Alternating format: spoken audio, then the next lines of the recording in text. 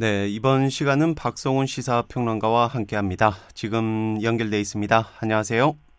네, 안녕하세요. 더 나은 내일을 꿈꾸는 평론가 박성훈입니다. 네, 자 오늘은 좀 어떤 이야기를 나눠볼까요? 네, 지난주에는 안타깝게 잃어버린 우리 영토에 대한 이야기를 했는데요. 오늘은 반대로 지금 이 순간에도 계속 영토가 늘어나고 있는 일본에 대한 이야기를 할까 합니다. 네, 이 지난주에는 우리나라가 강탈당한 그 간도 그리고 네네. 대마도에 대해서 얘기를 했었고 또 엄청난 자원이 매장돼 있다고 하는 제7광구도 이제 8년 뒤면 일본에 빼앗길 위기라고 했잖아요. 네, 맞습니다. 저희 방송이 끝난 뒤에 진행자님이 참 가슴이 답답하다 이런 말씀을 하셨었는데요. 우리한테 그런 만행을 저지른 일본은 지금 바로 이 순간에도 영토가 계속 확장이 되고 있습니다. 아, 일본의 영토가 늘어나고 있나요? 그럼 뭐 네네. 어디에서 뭐 뺏어오기라도 했나요? 그건 아니고요. 일본은 지금 우리 독도나 또는 또 센카쿠 열도처럼 이웃 나라들하고 영토 분쟁을 하고 있는 것도 있지만 지금 현재 늘어나고 있는 영토는 그런 건 아니고요. 자연적으로 늘어나고 있습니다. 네, 이 영토가 자연적으로 늘어난다. 이 뭐 선뜻 좀 이해가 잘 안 되네요. 아주 특이한 일이긴 한데요. 지금 일본에서는 그런 일이 실제로 벌어지고 있습니다. 도쿄로부터 남쪽으로 1000km가량 떨어진 태평양 한가운데서 벌어지고 있는데요. 이 해저에서 화산이 폭발을 하면서 거기서 흘러나온 용암이 화산섬을 형성하고 있거든요. 아, 그럼 이 태평양 해저에서 화산이 폭발하면서 거기서 나온 용암 때문에 이 화산 섬이 새롭게 만들어지고 있다. 뭐 이런 얘기 같은데 그게 일본 영토가 되는가 봐요. 네, 그 니시노시마 이걸 우리나라 말로 하면 서쪽의 섬이라는 뜻인데요. 그 인근에서는 뭐 치치지마, 하하지마라고 해서 주민들이 살고 있는 아주 작은 섬이 있습니다. 근데 그 섬의 입장에서 보면 이 섬이 서쪽에 있어요. 그래서 서쪽 섬이라고 이름을 붙였는데 이 섬은 원래부터 있었습니다. 근데 2013년도에 인근 해저에서 화산이 폭발하면서 작은 섬이 추가로 생겼죠. 그러더니 이 화산섬이 점점 더 커지면서 나중에는 옆에 있던 니시노시마까지 다 먹어버린 겁니다. 네.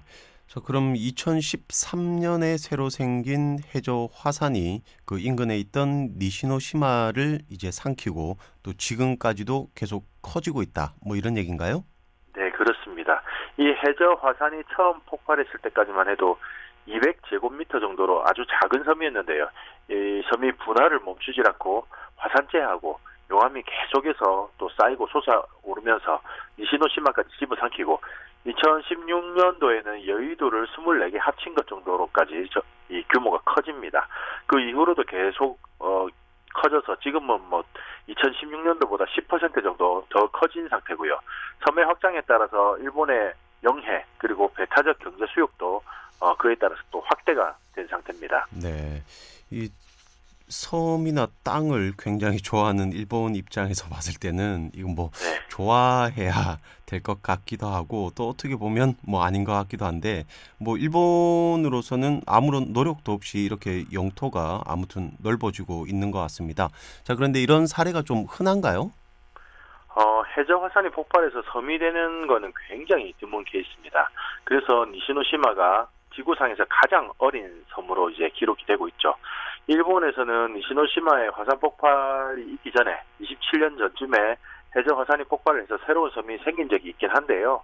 그때는 600m 정도의 크기의 섬이 생겼다가 뭐 파도에 침식이 되면서 49일 만에 바로 사라졌습니다. 그래서 처음에는 이제 니시노시마가 생겼을 때도 뭐 과학자들이 얼마 못 가서 사라질 거다 이렇게 예측을 했었는데 이 7년이 지난 지금까지도 사라지기는커녕 뭐 분화가 멈추지 않고 계속 자라나고 있는 상태죠. 네. 그러니까 이 한 60평 정도 됐던 이 화산섬이 지금은 여의도를 뭐 24개나 합친 것 정도로 이렇게 규모가 상당히 커졌는데 자, 그럼 이렇게 7년 동안이나 화산 활동이 멈추고 있지 않으면 혹시 일본 본토에도 어떤 영향을 미치나요? 이게 도쿄로부터 100km 정도 남쪽으로 떨어져 아, 있거든요. 예, 1000km라고 아예 하셨죠? 1000km에. 네. 그 거리가 제법 떨어져 있기 때문에 지금까지는 별일이 없었습니다. 네. 뭐 자기네 영토가 넓어진다고 오히려 좋아라 하고 있었죠. 근데 이 화산 활동이 계속되다 보니까 요새는 점점 불안해하고 있습니다. 그리고 네. 실제로 심상치 않은 움직임을 보이고 있기도 하고요. 아, 땅이 넓어져서 좋아할 것 같은데 뭔가 좀 달라진 게 있나 봐요? 화산 활동이 더 활발해지고 있습니다. 이 화산재가 상공 5,000m 이상까지 치솟아 오르면서 인근 상공을 지나는 비행기까지 위협이 될 정도가 되고 있고요. 또 이제 화산재의 색깔도 기존에는 검은색이었는데 이렇게 갈색으로 좀 바뀌더니 점차 더 밝은 색깔로 되고 있거든요. 이거는 뭐 지하의 마그마 성분이 현무암질에서 안산암질로 바뀌고 있다는 뜻입니다. 네. 자, 그럼 이 마그마의 성분이 바뀌고 있다고 했는데 이게 뭔가 문제가 되나요? 이 안산암질 마그마는 이 현무암질에 비해서 점성이 더 큽니다. 더 끈적거린다는 거죠. 네. 그래서 화산이 분화가 되면 폭발이 더 거칠고 강하게 이루어집니다. 우리 케첩통에 입구에 케첩이 말라붙어 있다가 팍 터지면 케첩이 갑자기 확 튀어나오잖아요. 네. 그런 식이 되는 겁니다. 그래서 지금 화산재도 엄청나게 터져나오고 있죠. 네. 그러면 뭐 우리 입장에서는 그나마 좀 멀리 떨어져 있기 때문에 다행인가요? 그게 꼭 그렇지도 않은 게요. 원래 지금 이 시기에는 일본에서 바람이 동쪽으로 불어서 화산재가 태평양 쪽으로 빠져나가야 되거든요. 근데 이 동쪽으로 빠져나가던 화산재들이 북상하고 있는 태풍을 타고 다시 서쪽으로 되돌아와서 제주도 앞바다하고 남해안까지도 오고 있습니다. 네. 그러니까 지금 계속되는 태풍이 이 화산재를 우리나라 쪽으로 이렇게 실어 나르는 그런 역할을 하게 되는 거네요. 네, 그렇죠. 그래서 이달 초에 일본 큐슈 지역에 폭넓게 연무가 발생을 했거든요. 뭐 연무라고 하면 옅은 안개죠. 처음에는 일본에서 뭐 이게 중국에서 들어온 미세먼지가 아닌가 이렇게 생각을 했었는데 원인을 추적하다 보니까 그 발원지가 니시노시마로 밝혀졌습니다. 이 위성 사진을 보면은 유황 성분이 포함된 화산재가 동쪽으로 흘러가다가 서쪽으로 되돌아와서 큐슈하고 우리나라 남해 앞바다까지 오는 게 확연하게 드러나 보이고 있죠. 네. 근데 이 유황 성분이 있다면 이 사람의 호흡기나 건강에도 이 안 좋은 영향을 미치는 거잖아요. 뭐 다행히 농도가 그렇게 짙지는 않아서 건강에 미치는 상태는 뭐 현재로서는 그다지 크지 않은 상태인데요. 문제는 니시노시마의 활동이 점점 더 강해지고 있다는 겁니다. 이 화산재가 대량으로 분출이 되면은 화산재끼리 막 부딪히면서 정전기가 발생을 하거든요. 그러면 화산재 속에서 번개가 칩니다. 그걸 화산뢰라고 하는데 지금 니시노시마는 화산재로 뒤덮여서 섬의 모습을 확인하기도 어려운 상태고요. 상공에 시커먼 화산재 안에서 화산뢰가 몰아치고 있는 상태입니다. 네. 그럼 단순히 이 용암이 조금 흘러나오는 수준이 아니라 이 폭발하듯이 화산재가 뿜어져 나오고 있다는 건데 일본에서도 그러면 이제 뭐 영토가 좀 넓어진다고 해서 좋아할 일은 아닌 것 같네요. 네, 지금으로서 그럴 때가 지났습니다. 지금 일부 전문가들은 니시노시마의 영향으로 도쿄 대지진이 일어날 수도 있다고 경고를 하고 있거든요. 화산 활동이 점점 이제 활발해지고 있어서 그런 경고까지 나오는 건데 일본 하면 또 불의 고리, 뭐 환태평양 조산대 이렇게 해서 유명하지 않습니까? 네. 또 유라시아판하고 태평양판, 뭐 필리핀의 판이 겹치는 지역이기 때문에 또 지각이 아무래도 불안정하고요. 네, 이 학교 다닐 때 뭐 지구과학 시간에 배운 기억이 나는데 불의 고리 지역은 이 지각 운동 영향 때문에 지진도 자주 발생하고 화산 활동도 활발하다 이렇게 알려져 있잖아요. 네, 맞습니다. 비록 도쿄로부터 멀리 떨어져 있기는 하지만 니시노시마가 뭐 딱 불의 고리의 그 선상에 위치해 있거든요. 그래서 거기에 화산 활동이 격렬해지고 있는 겁니다. 뿐만 아니라 지금 뭐 일본 안에 있는 110개 활화산 가운데 11개 화산이 분화를 하고 있어요. 그러니까 일본인으로서는 뭐 일본인들은 불안을 느낄 수밖에 없죠. 네. 자, 그렇다면 상황이 굉장히 안 좋다고도 볼 수 있는데 110개 중에 11개 정도면 한 10분의 1이잖아요. 네, 맞습니다. 게다가 일본에서는 뭐 과거에 869년에 있었던 도호쿠 대지진 이후 9년 뒤에 또 한 번의 큰 지진이 있었거든요. 네. 근데 뭐 2011년에 동일본 대지진이 있었잖아요. 올해가 딱 9년째 되는 해예요. 그래서 전문가들이 계속해서 지진 가능성을 제기하고 있죠. 특히 또 인구가 밀집해 있는 도쿄 지역의 바로 아래에서 지진이 발생하는 도쿄 직하 지진의 가능성이 높다고 경고를 하고 있고요. 네, 아무래도 그 도쿄에서 또 지진이 발생하면 이 인구가 많이 밀집돼 있다 보니까 피해가 상당하겠네요. 만약에 도쿄 직하 지진이 발생하면 어떻게 될지 일본에서 시뮬레이션을 해놓은 게 있는데요. 물적인 피해가 93조 엔에다가 23,000명의 사상자가 발생한다 이렇게 예측을 하고 있습니다. 사상자가 아니고 사망자만 23,000명에 이를 것이다. 그렇죠. 그러니까 어마어마한 재앙급입니다. 이 정도면 뭐 일본이 거의 망하는 수준이라고 봐도 대신 무방할 정도입니다. 네. 자, 안 그래도 일본은 지금 뭐 코로나 확산에다가 뭐 홍수 피해도 크게 입었는데 지진까지 발생하면 아주 절망적인 상황에 빠지겠군요.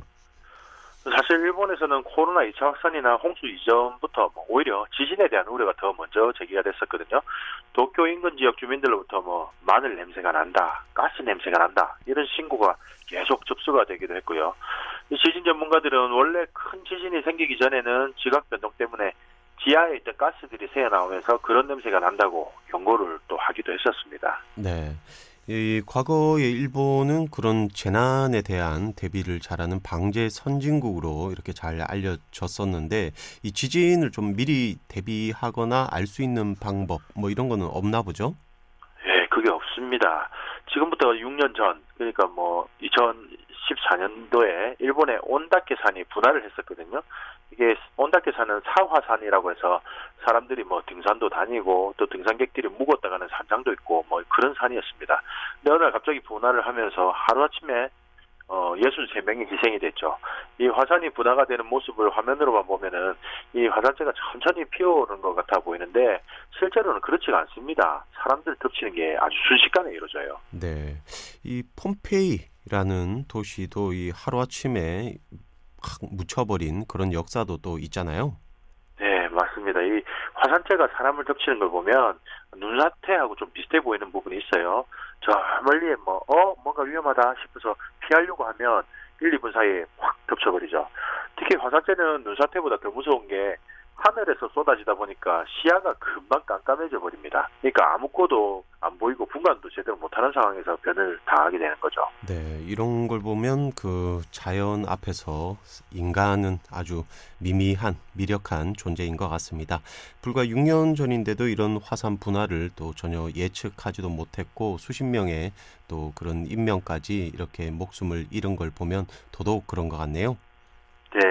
그러니까 일본을 보면은 11개 화산이 분할을 하고 있는데 막 연기를 내뿜고 화산재도 간간히 나오고 이런데 이게 팍 터지는 게 언제가 될지 아무도 모르는 겁니다.